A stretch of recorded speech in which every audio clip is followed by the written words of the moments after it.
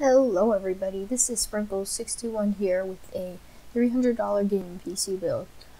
This PC is definitely not going to max out every game at 1080p, but as an introductory gaming machine, it can definitely play most games at a little bit lower settings.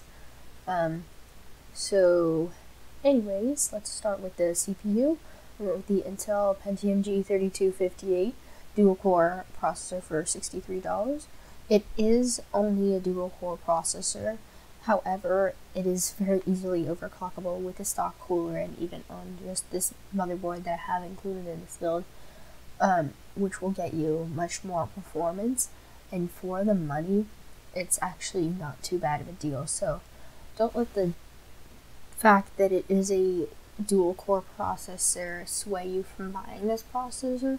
It still is an excellent CPU, especially if you're only doing lighter gaming. And even a little bit of heavier gaming, it can still handle it. So next with the motherboard, I went with the Gigabyte GAH81M HD2 Micro ATX LGA 1150 motherboard for $40. This is a no-frills motherboard, Micro ATX, that will support the CPU, do a tiny bit of overclocking, and doesn't break the bank. It doesn't have USB 3 headers on it, but it's still fine. I mean, let me just check if it'll load. Yes, it does still have SATA 6, so that's pretty standard these days. So there's not a whole lot to complain about there. Moving on to the RAM, I went with the G.Skill Ripjaws X Series 8GB 2x4 1600 MHz kit for only $30, which is an excellent deal. I remember when I bought 8 gigs for my PC, it was like a Kingston kit, very similar though. It was around $60 to $70. So, and that was like 6 months to, no, it was almost a year ago now. Anyway, it was much more expensive just 6 months ago, so this is definitely a good time to buy a RAM. I mean, the prices have gone down a lot. So 8 gigabytes is pretty much a standard nowadays for gaming.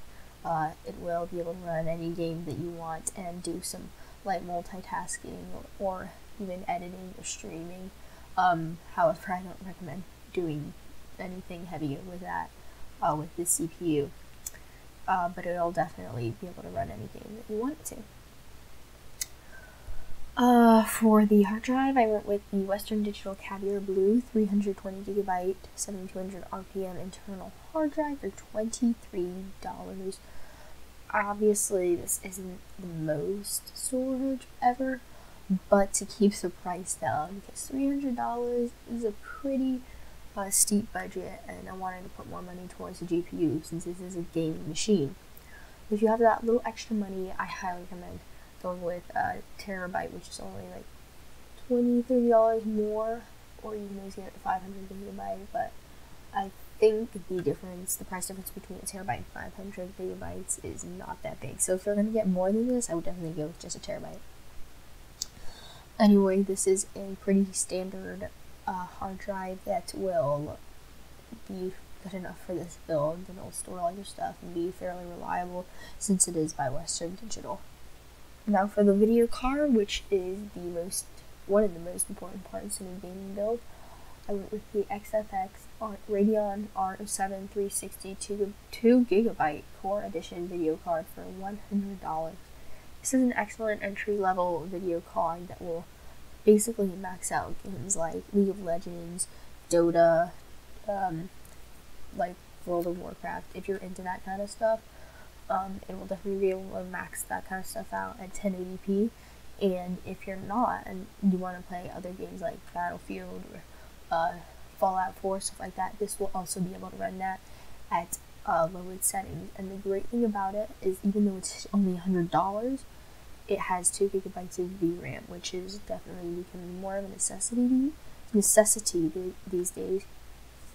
And overall, it's just an excellent budget card that performs pretty well for its price, and I highly recommend it. So that's why I put it in this build.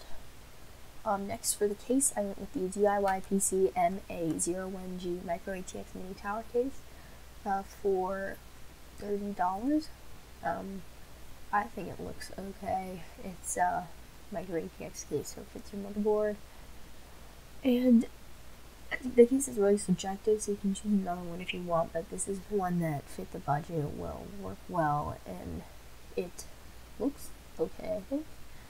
So yeah, lastly, for the power supply, I went with the EVGA 430 watt 80 plus certified ATX power supply for $30. It's a very reliable power supply that will send good or clean power to all of your parts, which is definitely important in any PC, really. The power supply is something you really don't want to skimp on, because if you could get an unreliable power supply, it could shoot too much power to like your parts or something, and ruin all your parts. So if there's one thing you don't want to skimp on, it's definitely the power supply. So that's why I chose this one from EVGA. It's very reliable, 80 plus certified, so you know it's gonna be good. And also 430 watts will definitely be enough for this build. It only takes about 250 watts max, so not too bad at all.